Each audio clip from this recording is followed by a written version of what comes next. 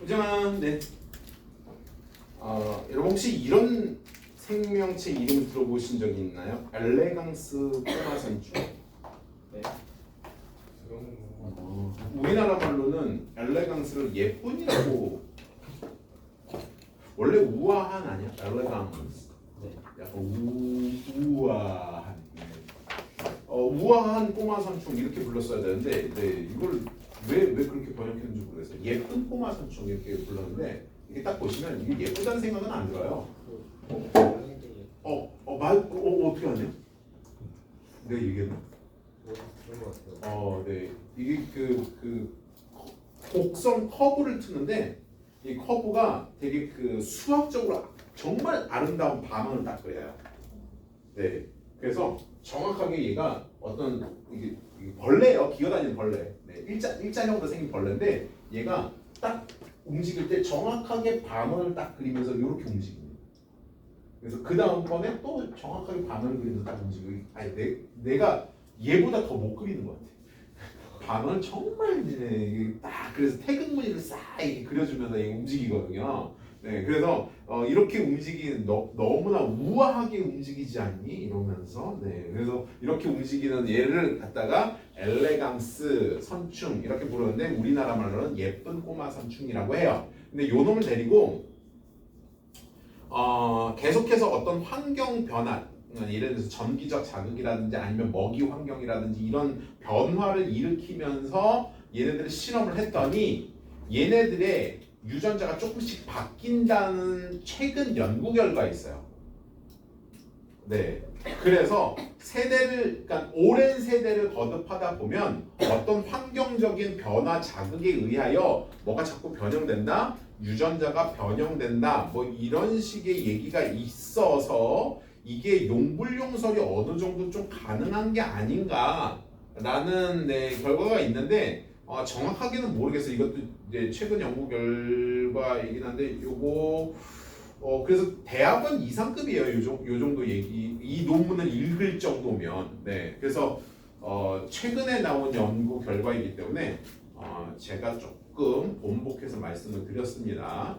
그래서 지금 고등과정이라든지 대학교 과정에서는 일단은 용불용설은 틀린 걸로 해주시되 다시 고개를 조금 스며시 들고 있다라고 생각하시면 될 것 같고요.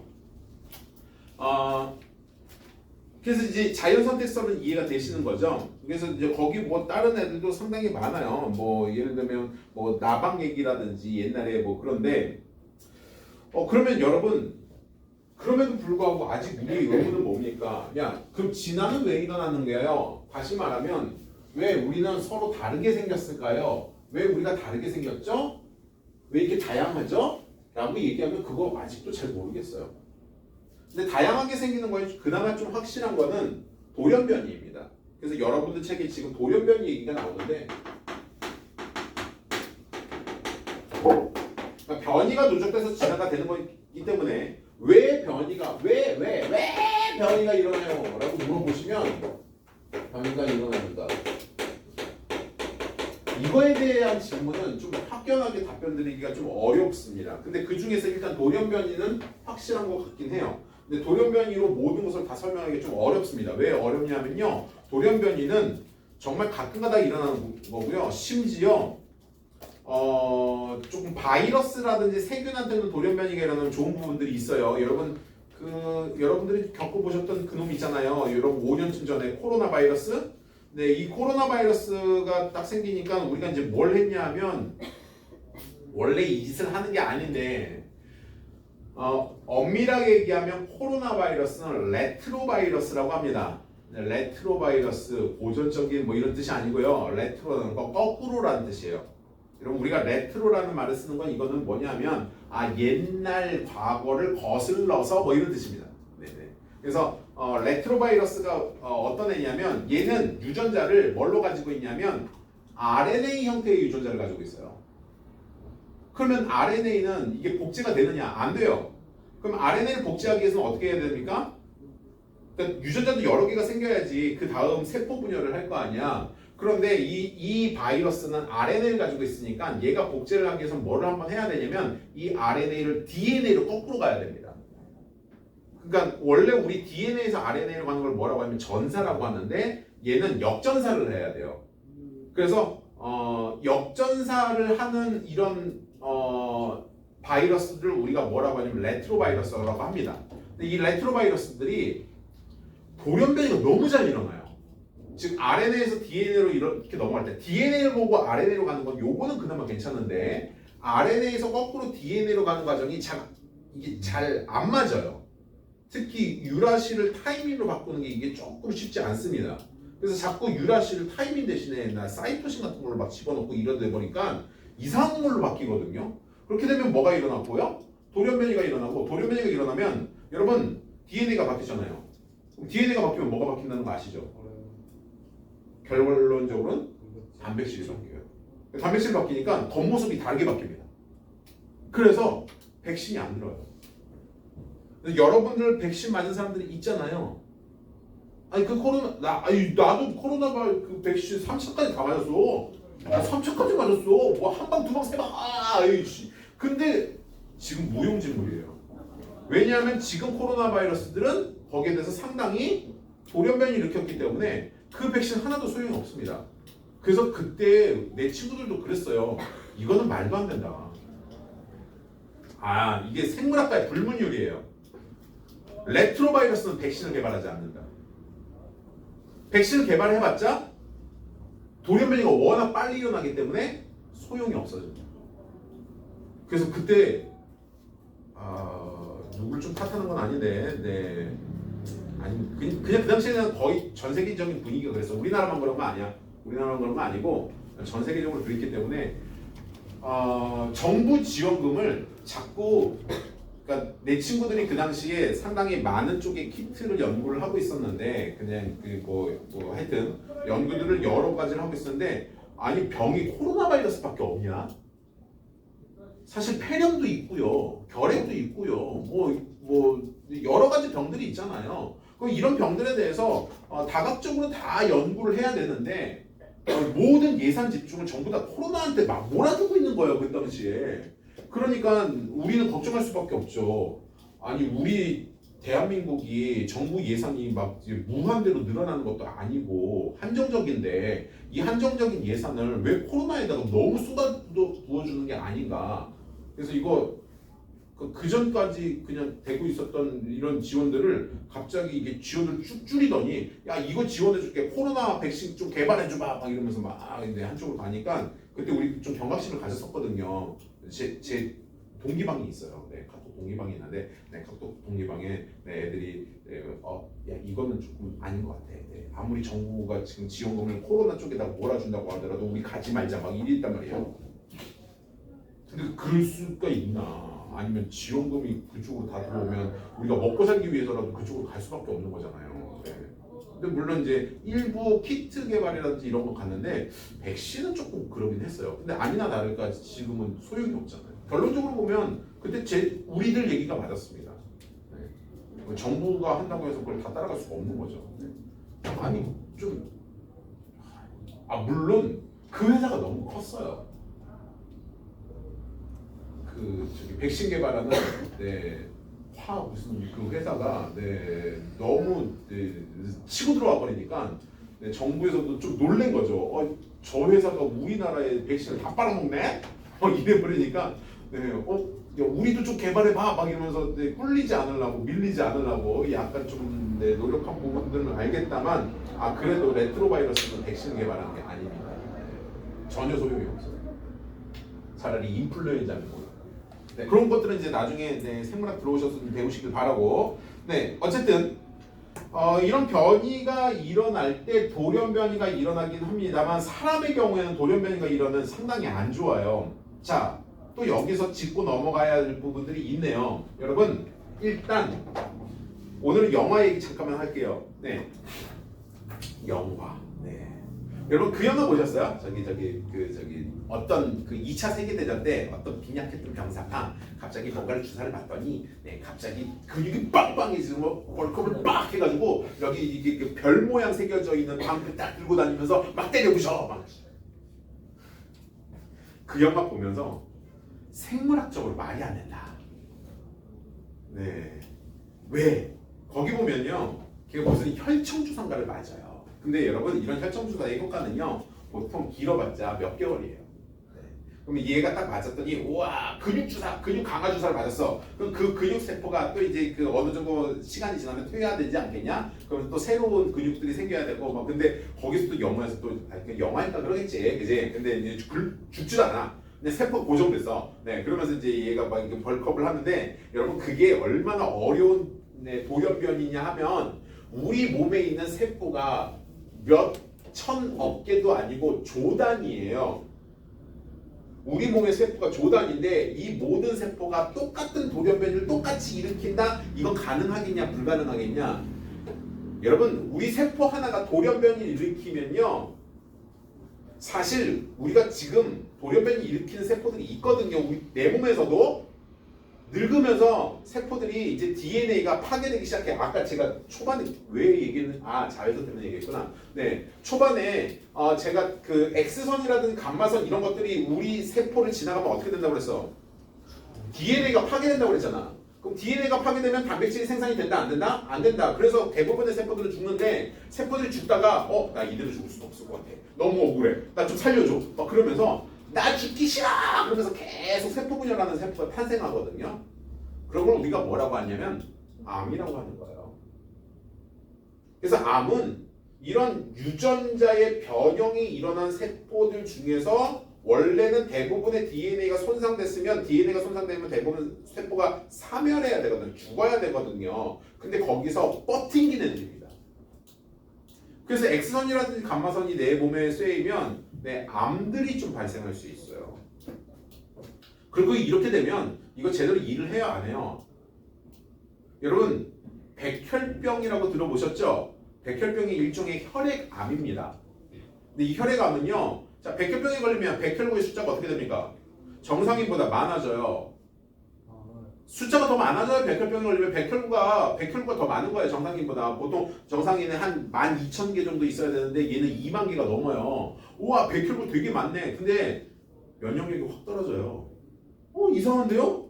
선생님 백혈구의 숫자가 많으면요 면역력이 더 좋아야 되는 거 아닌가요? 아니요. 아니 절대 안 좋아요. 왜냐하면 이 백혈구가 일을 안 하거든요. 암세포는 일을 안 합니다. 네. 그래서 백혈구의 숫자는 많지만 그거는 무늬만 백혈구인 거예요. 그러니까 한마디로 말하면 경찰들이 이야 상당히 막 늘어난 거야. 막 맨날 막 길 가다 보는 게 다 깔린 게 경찰이야. 막 경찰이 너무 많아. 근데 그 경찰이 옆에 도둑이 지나가는데 도둑 몰라. 네. 그러면서 일을 안 하는 거예요. 네. 지금 뭐 이제 우리나라 얘기가 아니라 남미 어느 나라도 그러고 있다는데 하여튼 뭐 이런 식으로 되면 그 나라가 망하는 거죠. 네. 그래서 결과적으로는 이런 식으로 돌연변이가 되는 게 안 좋은 거예요. 차라리 헐크가 나을 것 같아요. 근데 어떤 식의 돌연변이 가능하냐면 헐크처럼. 근데 헐크도 좀 말이 안 되는 부분이 있긴 한데 그나마 좀 나아. 네. 얘는 헐크 아빠가 생명공학자였어. 그래서 실험을 하다가 자기한테 주사를 했는데 자기는 암에 걸려서 죽을 것 같았는데 이때 하필 어디에도 돌연변이가 일어나냐면 정소 쪽에 돌연변이가 일어나. 그러니까 한마디로 말하면 정자에 무슨 문제가 생긴 거야. 근데 이렇게 문제가 생긴 정자랑 내 와이프랑 그래가지고 이제 아이를 낳았어. 근데 그 아이가 초록색 괴물로 바뀌는 거지. 이게 헐크의 탄생이라잖아. 근데 요거는 그나마 좀 가능하겠다 싶은 게 왜냐하면 그 수정란이라는 건 하나의 세포잖아. 그러니까 일종의 세포가 다 같이 잘못되는 건 되게 어려운 일이지만 하나의 세포가 잘못되면 그게 세포 분열을 통해서 그럼 처음 세포가 초록색 세포였어. 처음 내 초록색 세포에 수정란이 생겼으면 그 다음 모든 세포는 다 뭐가 되는 거야? 초록색이 되겠지. 이럴 수 있겠다는 거지. 네. 근데 헐크의 작동 원리는 좀 이해가 안 가.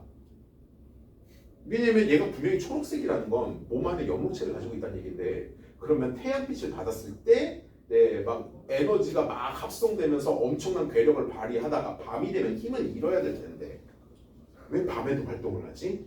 막 이런 생각이 좀 있어요. 네. 그리고 아빠가 또 문제인 거죠. 왜 아빠로 했느냐? 차라리 제대로 얘기하려면 엄마로 했어야 되는 게 아니냐. 왜냐하면 아빠가 여러분한테 물려주신 건 뭘 물려주시는 거예요? 정자 있는 정핵, 다시 말하면 유전자만 딸랑 물려준 거고요. 영록체라든지 마이토콘드리아 뭐 이런 것들이 물려지려면 누가 물려줬어야 돼요? 여러분 그건 아시죠? 여러분들 가지고 있는 마이토콘드리아는 누구 거라고? 엄마 거죠. 여러분들하고 아빠하고 마이토콘드리아가 안 닮아요. 여러분들하고 누구하고 마이토콘드리아가 같은 거예요? 엄마가 같은 거예요. 엄마가 양분이라든지 마이토콘드리아라든지 뭐 이런 것들 잔뜩 싸가지고 보내줘가지고 난자가 등치가 큰 거잖아. 이해하시죠? 그래서 사실 헐크가 탄생하는 걸 아빠가 실험을 잘못해서가 아니라 나는 차라리 엄마가 실험을 잘못해서 엄마한테 난자가 조금 변형됐고 그 변형된 난자가 태어나면서 아빠랑 그 관계 속에서 태어나서 헐크가 탄생했다고 하면 차라리 그게 낫지 않았을까. 네, 저는 그렇게 생각하고요. 자, 영화 얘기 하나 더 합니다. 실제로 있는 돌연변이를 영화시킨 게 하나 있는데 여러분 그 알비노증이라고 하세요. 우리나라 말로는 백색증이라고 합니다. 사실 사람들마다 뭐가 조금 다르냐면 멜라닌을 생산해내는 정도가 그 멜라닌 생산 효소가 있어요. 멜라닌은 색소이고요. 이 색소를 우리가 유전자를 가지고 있는 게 아니라 멜라닌을 생산할 수 있는 효소를 가지고 있는데 이 효소가 능력이 좀 다릅니다. 그래서 어떤 애들은 멜라닌을 똑같은 햇빛을 쐬도 나는 햇빛을 좀만 받아도 왜 이렇게 까매지지? 막 이런 사람들이 있죠. 근데 어떤 사람들은요 탄생 자체가 이 멜라닌 색소를 그렇게 잘 만들질 않아요. 그래서 햇빛을 쐬면요 이럴 때는 까매지는 게 아니라 아파요. 왜냐하면 여러분 햇빛 안에 뭐가 있죠? 자외선 같은 게 있어서 내 안으로 들어가서 내 피부를 망가뜨리잖아요. 진피를. 그러면 세포들이 죽으면서 막 따갑고 정말 심할 경우에는 화상이 일어나고 그걸 일광화상이라고 합니다. 햇빛을 많이 쓰면 화상이 일어나고 그럼 화상이 일어나면 피부가 빨개지잖아요. 그럼 그때쯤 되면 우리는 뭐합니까? 오이 갖다 붙이고 막 그거 열 빼야 되고 왜냐면 세포가 계속해서 열을 발생시키니까 나중에 그러면서 세포들이 죽어나가는 거예요. 그래서 여러분 피부 하얀 사람들 고통이 있죠. 어떤 고통이 있습니까? 피부 하얀 사람들은요 햇빛 쐬면 그러니까 까만 사람들은 빨리 까매져. 그래서 내 피부 햇빛 받아도 끝도 없어 이러면서 잘 돌아다니는데 하얀 사람들은 피부 했더니 막 정말 심한 물집까지 잡혀요. 막 물집 생깁니다. 근데 이 사람들 뭘까요? 알비노증도 어느 정도 멜라닌 색소를 못 만드냐에 따라서 조금 다르긴 한데 정말 심한 알비노증 환자가요 흑인들이 생겼을 때가 이게 진짜 심각해요. 여러분 흑인들이 주로 사는 나라 아프리카 뭐 이런 데는 햇빛이 상당히 강한 데인데 여기에 진짜 심각한 알비노증 환자가 태어났다. 예를 들어서 멜라닌 색소 하나도 못 만든다. 기록이 있습니다. 근데 그 기록이 조금 안 좋게 끝나요. 결말은 좀 이따 말씀드리겠습니다. 근데 얘가 태어나서 딱 했는데 피부가 하얀 거야. 흑인인데. 근데 여러분 흑인이 하얘진다고 백인 되는 건 아닙니다. 그건 아니에요. 왜냐하면 생긴 모양은 흑인이에요. 왜 흑인들의 그 특유의 그 생긴 모양. 코 묵뚝하죠. 입술 두텁죠. 눈 부리부리하죠. 그 다음에 머리카락은 곱슬곱슬거리죠. 그런데 심지어 피부는 하얀데 머리카락은 금발 나와요. 금발이라는 그 머리카락이 바로 색소가 없어서 생기는 머리카락이에요. 그래서 막 머리카락 하얗죠. 그다음에 피부도 하얗죠. 그러니까 얘는 뭐라고 생각되겠어요? 흑인이 아니고 이상한 애가 태어났다고 생각할 거 아니야. 근데 어쨌든 아이를 낳은 부모는 얘를 감춘 거예요. 너무 이상하다고 이제 사람들이 생각하는데 근데 어쨌든 얘는 이 아이가 자라면서 바깥에 햇빛에 내놓으면 어떻게 될까요? 햇빛을 받으면서 타가지고 막 발진 생기고 막 피부 빨갛게 되면서 입고 막 화상 입고 이럴 거 아니야. 너무 고통스러우니까 얘는 낮에 못 돌아다니는 겁니다. 그럼 언제 돌아다녀요? 밤에 돌아다니는 거죠. 이때부터 조금 음침해지지 않아요? 느낌이? 자, 그런데 밤에 놀아다니다 마주쳤어요. 얘 눈을 보는 순간 진짜 깜짝 놀랍니다. 왜냐하면 우리 눈 안에 동공이라는 게 있잖아요. 이것도 색소를 이용해서 만드는 거거든요. 근데 색소가 없어요? 그럼 어떻게 돼요? 아니죠. 그 안에 혈액이 지나가는 게 보입니다. 그 눈이 어떻게 보이겠어요? 빨갛게 보입니다. 혈액 지나가는 부분이 보이니까. 근데 동공이 있어야지 보이는 거예요. 아니 동공에 이 근육 그러니까 동공은 두 번이잖아. 눈이 이렇게 있는데 여기 이게 요게 동공이고 요 동공 정확히 말하면 홍채. 이 홍채. 미안해. 홍채가 이게 원래 색깔이 있어야 되는데 이 색깔이 없다 보면 요 주변에 혈액이 지나가는 게 보인다고. 그러니까 얘 눈이 어떻게 보이겠어? 빨갛게 보이는 거지. 우와, 혈액이 지나가는 거. 그럼 사람들 뭐라고 생각하겠어? 얘가 쟤를 피 빨아먹는 거다. 이렇게 생각하겠지. 네. 밤에 그것도 밤에. 그리고 얘가 하얘니까 밤에도 좀 눈에 띄어. 여러분 흑인은 밤에 눈에 잘 안 띄는데 얘는 눈에 띕니다. 그리고 얼마나 놀라겠어. 뭔가 허연 게 쓱 지나가는데 눈을 탁 마주쳤는데 빨개. 오, 되게 놀라지 않겠냐? 네. 그래서 얘가 마력이 깃들었다고 생각하는 거야. 사실은 얘는 마력이 깃들어서 그런 게 아니라 햇빛을 받으면 너무 따가우니까 밤에 돌아다니는 건데. 네. 그래서 얘가 어느 정도 큰데 발각이 됐어요. 이 아이가. 그래서 그 부족 사회에서 이 회의를 벌입니다. 근데 그 회의의 결론이 뭐였냐면 얘는 마력이 깃든 아이다. 그래서 이 마력을 우리 부족민 모두에게 나눠줘야 된다. 그 마력을 어떻게 나눠줄까? 맞아요, 먹어요. 그래서 그 아이를 삶아서 다 같이 그 부족민이 심지어 뼈까지 다 갈아서 네, 부족민들이 다 돌려서 먹었습니다. 원래 식인 정도였어요? 모르겠어요. 정확하게 모르겠어요. 근데 그 기록이 어쨌든 전해지고요. 그걸 하필 유럽 사회에서 누가 보고 영화로 만든 거죠. 네. 그래서 여러분 잘 보시면 여러분 드라큘라라는 영화가 바로 그 영화예요. 네. 그래서 드라큘라를 보시면 드라큘라가 보통 어떻습니까? 보통 주인공들이 누가 주인공을 하죠? 드라큘라 주인공들이 딱 보시면 피부를 하얗게 만들잖아요.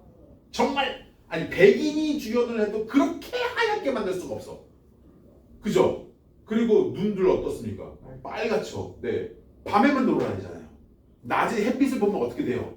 막 타 죽는 걸로 그림을 그려놓는데 사실 타 죽는 건 아니고요. 햇빛을 보면 화상을 많이 입어서 그런데 걔네들 거기 명화에서 타 죽는 것처럼 묘사를 하는 거예요. 네. 그런데 그렇게 능력이 좋지는 않습니다. 요거는 잘못 전해진 막 얘가 마법을 부려서 그리고 왜 하필 박쥐를 데려다니는 거야? 난 요건 이해할 수가 없어. 근데 아마도 박쥐도 밤에 돌아다니니까 네, 박쥐 혈통이 아니냐 뭐 이런 식으로 해가지고 뭐 이렇게 얘기하는 건데 하여튼 네. 얼마나 걔는 고통스럽겠어요. 그죠? 네. 근데 사람한테 돌연변이가 일어나면 보통 이런 식입니다. 여러분 이 돌연변이는 배우셨네요. 남모양 적혈구 빈혈증. 기억나시죠? 네. 남모양 적혈구 빈혈증 같은 경우에도 이것도 잘 일어나는데 얘는 좋은 점이 그래도 있습니다. 여러분 남모양 적혈구 빈혈증이 원래 적혈구가 동그랗게 생겨야 되잖아. 그치? 근데 남모양 적혈구 빈혈증은 어때? 길쭉하게 생기거든요. 네. 아니 그런 게 아니라 남모양 적혈구를 가지고 있는 사람은 못 뛰어요. 일단 뛰면은 빈혈 때문에 쓰러지잖아. 그런데 딱 좋은 게 하나 있습니다. 말라리아라고 들어보셨어요? 말라리아는 모기 이름이 아니고요. 기생충 이름입니다. 모기 이름으로 알고 있었던 거지? 네. 말라리아는 기생충이야. 기생충. 근데 이 기생충이 기생할 수 있는 곳이 딱 두 군데 있습니다. 하나는 사람의 적혈구 속. 여기에 말라리아 기생충이 들어가지고 살아요. 우와. 그런데 여기는 들어갈 수가 없어요. 너무 좁아요. 네, 그래서 말라리아 기생충이 여기 기생을 못합니다. 그런데 또 한 군데 기생할 수 있는 데가 모기의 침샘이에요. 모기가 빨아먹는 침이 있잖아, 침. 네. 그거 침샘이 있는데 거기도 말라리아 기생충이 기생할 수 있어요.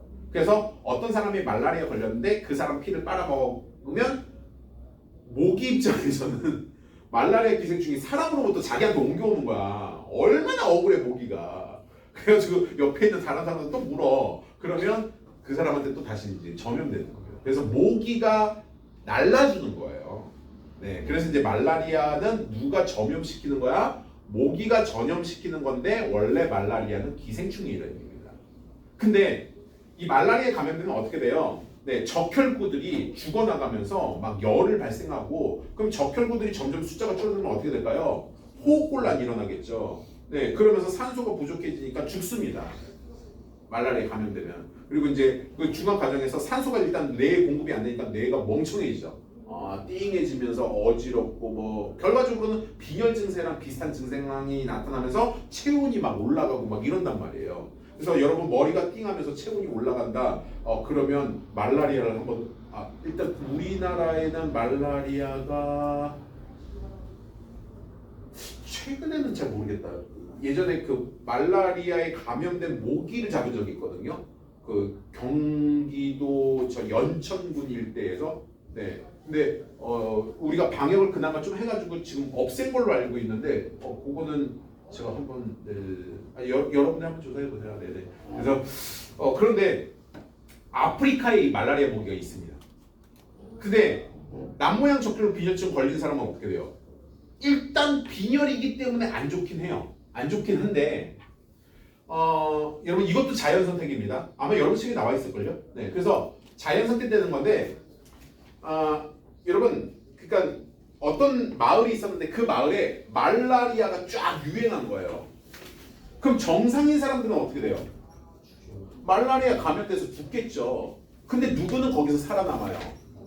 남모양 적혈구를 가진 사람은 살아남는 거죠. 그럼 남모양 적혈구가 강한 거예요? 엄청 우월한 겁니까?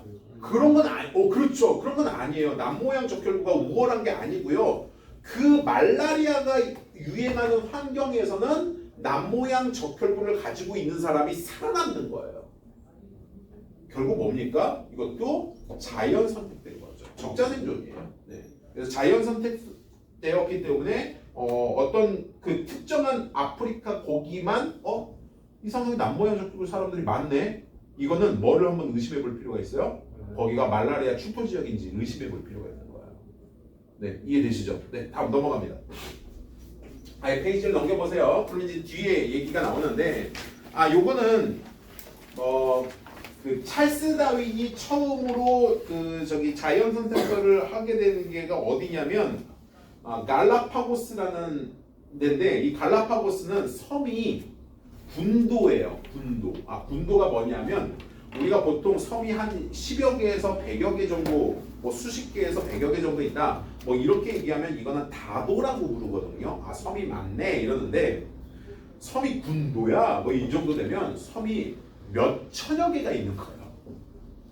네, 그래서 갈라파고스에 가시면 정말 크고 작은 섬들이 쫙 있습니다. 근데 이 섬들이 어떻게 생긴 거냐면 예전에는 산이었어요. 산이었는데 여기 물이 차오르면서 뭐가 된 겁니까? 다 섬들이 된 거예요. 그래서 산 위에 봉우리들이 전부 다 지금 뭐가 된 거예요? 네, 섬들이 돼가지고 있는 건데 여기를 이제 바그너라는 사람이 방문했을 때 이제 바그너는 뭐라고 생각하냐면 바그너라는 사람이 있었어. 근데 이 사람은 거기 이제 핀치세가 있는데 일단 현재 상황이 뭐냐면 A라는 섬에는 어떤 핀치새가 사는데 이 핀치새의 크기는 어느 정도 되냐면 참새보다는 좀 크고요. 비둘기보다는 좀 작은 참새랑 비둘기의 중간 정도 되는데 몸집은 뚱뚱한 데 비해서 날개가 좀 작아요. 그러니까 멀리 못 날아요. 그래서 섬에서 다른 섬으로 넘어가지를 못합니다. 그러니까 이 정도 섬에서 다른 섬으로 가려면 몇백 미터를 날아가야 되는데 얘는 몇십 미터 나르다가 쉬어야 되고 몇십 미터 나르고 쉬어야 되니까 섬을 건너지를 못하는 거예요. 그래서 그 섬에 갇힌 거죠. 그래서 그 섬에 갇혔으니까 이게 뭐 된 거냐면 격리됐다고 해서 이걸 격리섬이라고 하는데 A 섬에 갔더니 이 핀칫의 부리 모양이 뾰족한 거예요.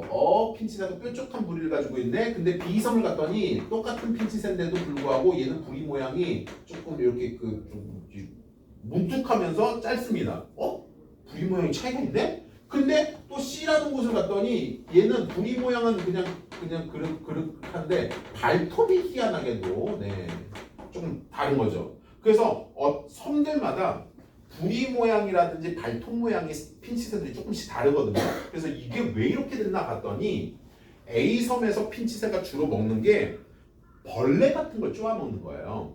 그래서 벌레를 촉촉 그 나무 껍질 사이에 벌레가 숨어서 막 기어다니는데 그거를 싹 빼가지고 먹을 수 있으려면 부리가 뾰족하고 길어야 되겠죠. 그래서 그런 애들이 잘 살아남는 거고요. 비라는 곳을 갔더니 이게 그 체리 같은 거 있잖아요. 네, 이런 것들이 이제 좀 껍질이 단단한 어떤 과육을 가진 나무 열매가 있는데 이거를 그 어떻게 보면 이빨로 이렇게 꽉 물어가지고 그 안에 있는 씨앗을 이렇게 빼먹는 거죠.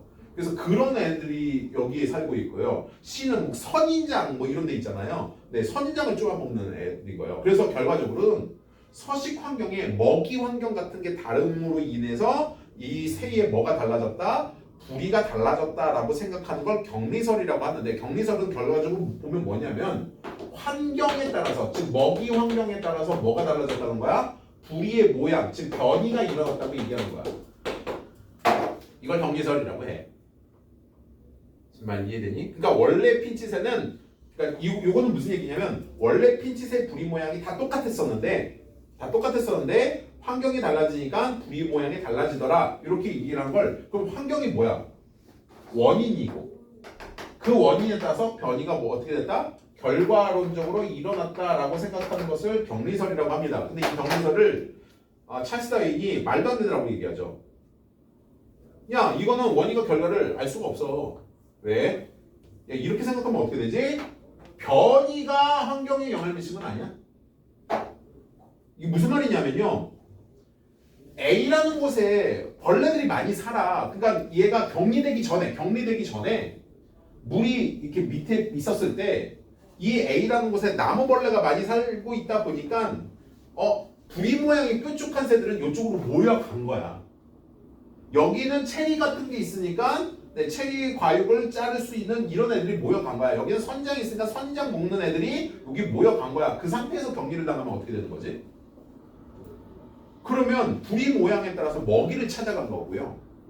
먹이를 찾아갔는데 하필 물이 차오르면서 격리가 됐으면 이거는 격리된 환경에 의해서 원인이 발생한 게 아니라 변이가 발생한 게 아니라 원래 변이가 있었기 때문에 자기한테 적합한 환경을 찾아갔다고 얘기하면 되잖아. 그래서 이거는 원인과 결과를 알 수가 없는 거예요. 누가 먼저인지. 그러면 찰스 다윈의 말은 그나마 좀 괜찮냐? 이것도 사실은 뭐 확인된 바가 없어서. 근데 어쨌든 찰스 다윈 얘기는 뭐냐면요. 그러니까 여러분 똑같은 결과인데 어떻게 해석하냐에 따라서 이게 설이 좀 다른 겁니다. 그럼 자연 선택설로 설명하면 어떻게 되냐면 찰스 다윈의 자연 선택의 첫째가 뭐죠? 변이가 이미 있었다는 거야. 그래서 이 핀치새들의 부리 모양이 뭐 했을 것이다? 다양했을 거야. 다양했는데 그 공간에 먹이가 좀 부족했고 그러니까 뭐가 일단 있어야 돼? 광이 생산이 있어야 돼. 부족했는데 그 먹이를 먹기에 적합하지 않은 새들은 뭐 했을 거고? 굶어 죽었을 거고 적합한 애들만 살아남아가지고 결국 자손을 퍼뜨리다 보니까 그 섬에는 이런 부리 모양을 가진 새만 남지 않았을까라고 생각하는 자연 선택설입니다. 근데 결론 뭔지 몰라요. 요거 조금 시간이 많이 필요할 것 같아요. 그래서 아마 여러분들이 후세에도 좀 연구를 하셔야 될 것 같긴 하고 다음 여러분 이제 그냥 정의로 다시 갑시다. 여러분 진화의 정의라는 게 뭐라고 그랬어요? 환경에 따라서 다양하게 살고 있는 거잖아요. 그래서 진화된 정도를 보시려면 뭐를 보셔야 되냐면 다양한 정도를 보셔야 되는데 이 다양성을 우리가 세 가지로 설명을 합니다. 다양성 어떻게 세 가지의 다양성을 얘기하냐면 즉 다양할수록 진화된 거잖아.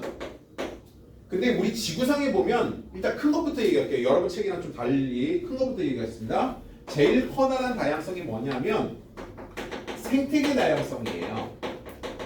그러니까 생태계 다양성이라는 게 우리 지구에 보시면 밀림 같은 데가 있잖아. 밀림이 있고 여러분 동남아 지역에서 숲의 사진을 찍었을 때랑 우리나라에서 숲의 사진을 찍었을 때 숲의 사진을 보고 사진으로 이게 동남아인지 우리나라인지 구별할 수 있어요? 둘이 서로 다르게 하면 어떻게 해? 없지 않아요? 사는 종이 더 어려워. 자, 그래서 사진을 딱 찍었는데 막 예를 들어서 나무 이파리가 좀 널쩍널쩍하고 막 바나나 같은 게 보이고 막 파인애플 같은 게 자라고 있고 뭐 이런 환경이라고 한다면 우리나라에서는 주로 소나무 같은 거 막 보이고 막 이럴 거 아니야. 그래서 사진을 조금 디테일하게 관찰하시면 구별할 수 있습니다. 즉 밀림이냐 아니면 한대 지역이냐. 그러면 이렇게는 할 수 있긴. 야, 술록들이 막 보이기 시작해. 그럼 이거 동남아는 아니겠지. 이거 막 툰드라 지역일 거 아니야. 또는 야 선인장이 있고 막 전갈이 보여. 그러면 사막일 거 아니야. 뭐 이런 식으로. 정말 결정적으로 이건 정말 구별할 거 아니야. 물속이야. 산호가 보이고 물고기가 보여. 그럼 그걸 사막이라고 부르진 않을 거 아니니. 네. 그러면서 해양 생태계. 야 아파트가 보여. 도심 생태계. 이런 식으로 여러 가지 생태계가 있습니다. 여러분 요새는요 도심도 생태계로 봅니다. 네. 자 그러면 이런 걸 이제 밀림, 툰드라, 사막, 해양, 뭐 도심 뭐 이런 식으로 나눠지는 것을 다 똑같지 않잖아. 다 다양하잖아. 즉 환경 자체가 다양하잖아. 이런 걸 생태계 다양성이라고 하고요. 그다음 두 번째 여기서 다시 종다양성이 나와요. 그러니까 예를 들면 좋아 우리가 익숙한 대로 갑시다. 도심 생태계라고 하자. 그럼 도심 생태계 하나 안에 여러분 우리 지금 서울 도심에 어떤 생물들이 살아요? 그렇지. 일단 사람 살죠. 또 비둘기 좋아요. 네네 좋습니다. 또 쥐. 네. 또 아니 여러분들 키우는 애완동물 뭐 개, 강아지라든지 고양이라든지 뭐 이런 것들도 살고요. 네, 심지어 바퀴벌레 살고요. 벌레, 모기 뭐 이런 데 살잖아. 그지? 생명체도 살아요. 근데 얘네들이 다 뭐 어때요? 다 다르잖아요. 이런 것들을 하나의 생태계 안에서도 그 안에 살고 있는 종들이 다르다고 해서 이걸 뭐라고 하니? 종다양성이라고 하는 거야. 그 다음에 세 번째 또 무슨 다양성이 있냐면 이 안에 유전적 다양성이 있어. 유전적 다양성이라는 건 뭐냐면 이 안에서도 차이가 난다는 거지 유전적으로. 그래서 뭐 아까 얘기했듯이 뭐 피부가 하얀 사람, 뭐 키 큰 사람, 네 키가 크고 작고, 네 뭐 피부가 까맣고 하얗고, 네 이런 식으로 약간씩 개체들마다 조금씩 어때요? 좀 다르잖아요. 네 이런 것들을 뭐라고 그러는 거야? 유전적 다양성이라고 하는 거야. 말 이해됐나요? 자 이해되고 난 다음에 보시니까 좀 이해되시죠? 자 지금 책에는 거꾸로 써놨어요. 거기 무당벌레가 있는데 무당벌레의 무늬가 다 어때요? 다 다르네. 이런 걸 뭐라고 한다?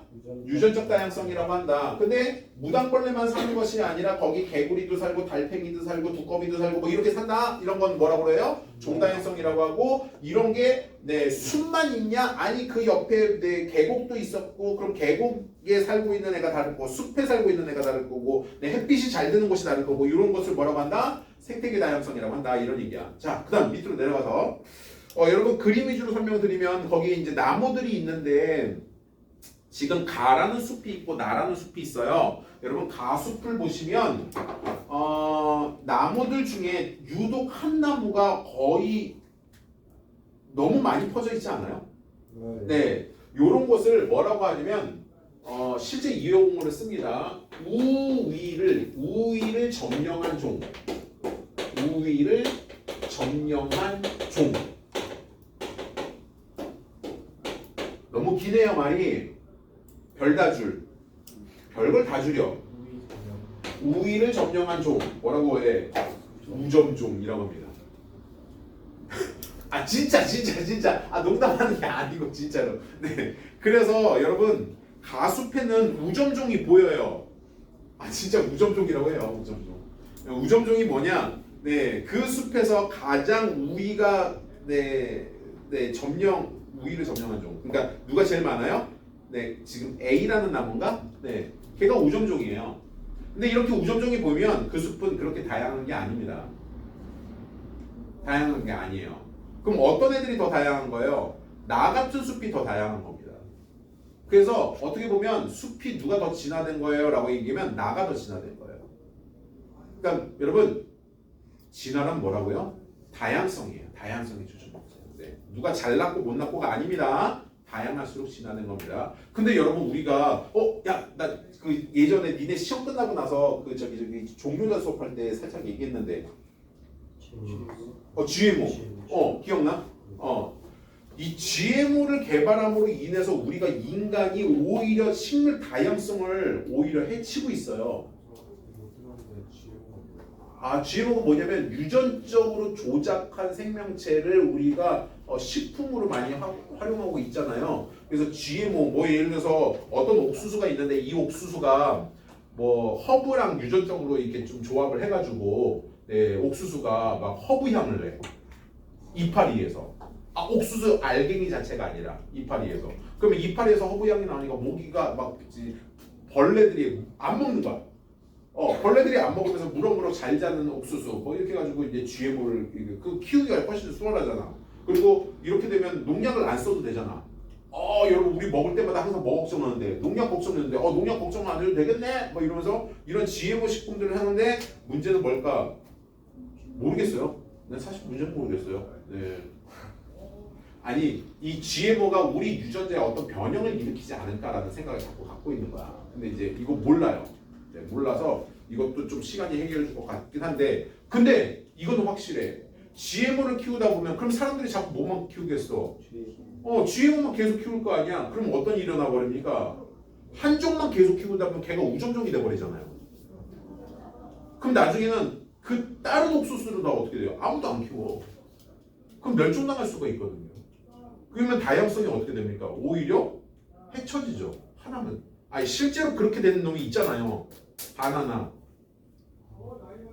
바나나가 지금 다양성이 많이 떨어진 거 아세요? 여러분 원래 바나나는 씨앗이 있었습니다. 근데 지금 우리가 거의 먹고 있는 바나나는 씨앗이 없잖아요. 캐번디시종이라고 하는데 돌연변이로 어떻게 우연찮게 씨앗이 없는 바나나가 생긴 거예요. 근데 얘를 갖다가 그럼 얘는 어떻게 번식을 시켜요? 씨가 없는데? 나무 통째로 진짜.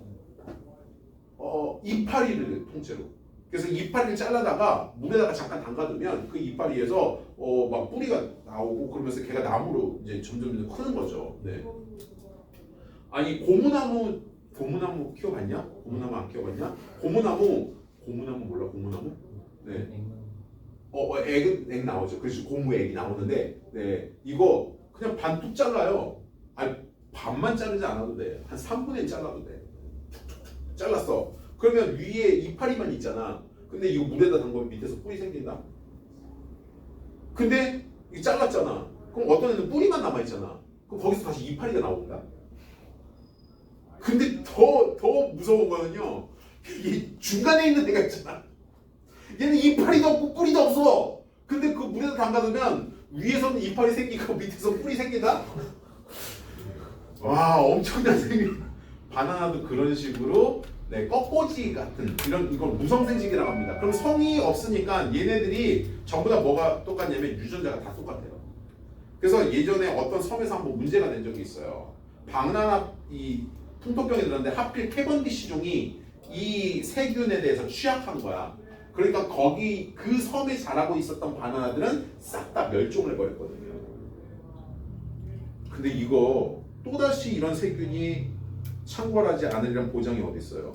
그럼 여러분들은 바나나 빠이빠이가 안녕 바나나 하셔야 될 수도 있어요. 네.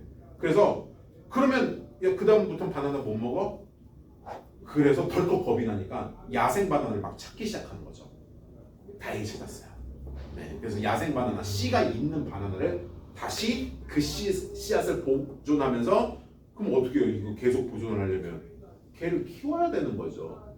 네. 근데 그걸 또 이게 또 전 세계에 이렇게 종자은행 DNA를 보관하고 있는 종자은행이 커다란 데가 두 군데가 있는데 그 중에 하나를 우리나라가 가지고 있습니다. 네. 경북 어딘가에 있어요. 우리나라 DNA 보관하고 있는 종자은행이 있습니다. 아무튼 이런 것들 해줘야 되고요. 다음 오른쪽으로 넘어가면 뭐 다른 거는 그냥 여러분 다른 거는 그냥 도덕적으로 착하게 살자 이렇게 읽어주시면 돼요. 그래서 뭐 산림지를 여러분 숲을 파괴하시면 되겠어요. 환경보호 하셔야 되겠죠. 쓰레기 아무데나 버리시면 안 되겠죠. 에너지 아껴 써야 되겠죠. 뭐 이런 것들 얘기해요. 자 그런데 용어 중에 하나만. 자, 일단 서식지를 파괴하는 것은요. 뭐 예를 들어서 태양광 발전 아니 정치 얘기는 하지만 이제 네. 그래서 뭐 예전에 뭐 태양광 발전소를 짓겠다고 숲을 베어내고 여러분 태양광 발전소는 사실 미국 같이 막 벌판이 있을 때 이런 벌판에다가 태양 패널을 쫙 설치를 해가지고 햇빛을 쫙 받아들이면서 발전을 하는 게 태양광 발전이지 우리나라처럼 숲이 많은데 이 숲을 베어버리고 거기다가 태양광 패널을 설치를 해가지고 거기서 발전을 이게 뭐 하는 짓인지 모르겠어. 하여튼 그렇게 되면 서식지가 파괴되잖아요. 근데 그것뿐만 아니라 이런 것도 서식지 파괴 중에 하나예요. 예를 들면 단편화라고 하는데 서식지 단편화라는 게 뭐냐면 자 여기 숲이 있었어. 그래서 A 숲이 있고 B 숲이 있고 아니 A 어쨌든 숲이 있는데 여기 아파트가 있었던 거지. 그래서 이 아파트촌에서 A 아파트가 있었고 여기는 또 B 아파트가 있었어. 네. B 아파트는 이렇게 있었는데 그럼 A 집에서 B 집을 갈 때 맨날 이렇게 돌아가야 되니까 너무 귀찮은 거야. 그래서 그냥 여기다가 길을 하나 쓱 만들면 되지 않겠냐라고 하는데 이거 일단 반대. 왜?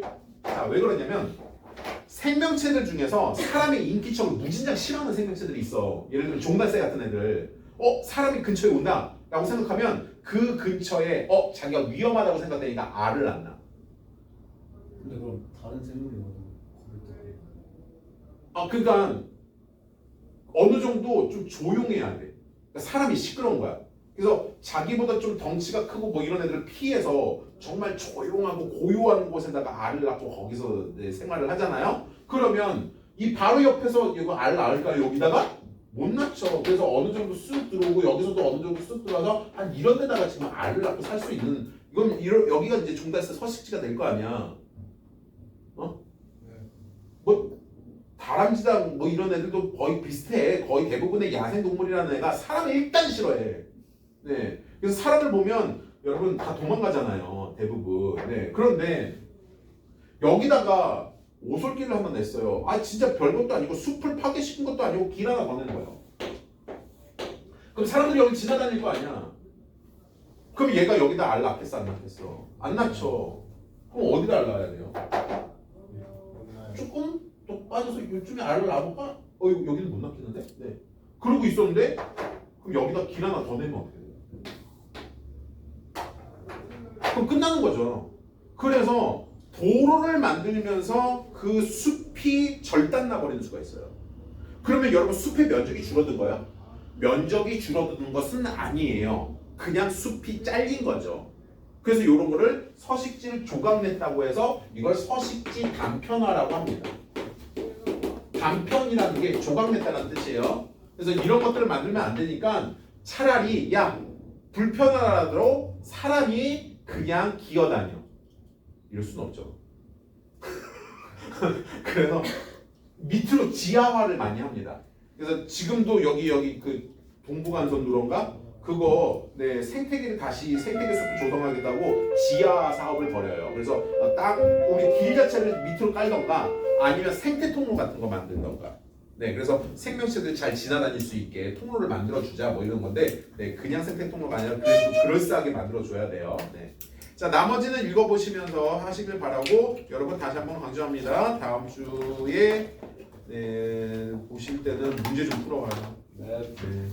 다음 주에 뵙겠습니다.